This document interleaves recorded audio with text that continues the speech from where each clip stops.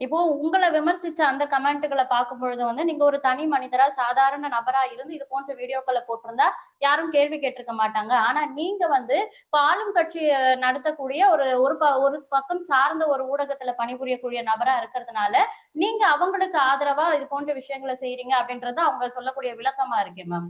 இல்ல ஆளும் கட்சி சார்ந்த ஊடகத்துல நான் வேலை செய்யறேன் அப்படிங்கிறதே வந்துட்டு, ஒரு தவறான பார்வை அப்படிங்கிறத எடுத்துக்கிறேன். ஏன்னா, இப்போ இருக்கக்கூடிய எந்த ஒரு ஊடகமா இருந்தாலுமே, அவங்க இப்போ நீங்க வந்து நான் வந்து பேசியிருக்கேன் அப்படின்னா, அத எடுத்து போட்ட ஊடகங்கள் நீங்க பார்த்தீங்கன்னா, எல்லா ஊடகத்திலயும் பெரும்பான்மையா போட்டிருந்தாங்க. தந்தி டிவில கூட போட்டிருந்தாங்க.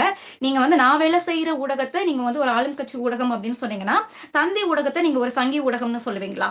உங்களால அது சொல்ல முடியாது. இல்ல ஏன்னா, அந்த அளவுக்கு அவங்க வந்து வளர்ந்திருக்காங்க. வழக்கமா அதையும் தான் முன்னிறுத்திட்டு இருக்காங்க. தந்தி, நியூஸ் 18, பாலிமர் போன்ற நிறுவனங்களே வந்து திமுகவுக்கு ஆதரவா செயல்படுறாங்கன்ற விமர்சனம் தொடர்ச்சியா இருக்கு தானே மேம்?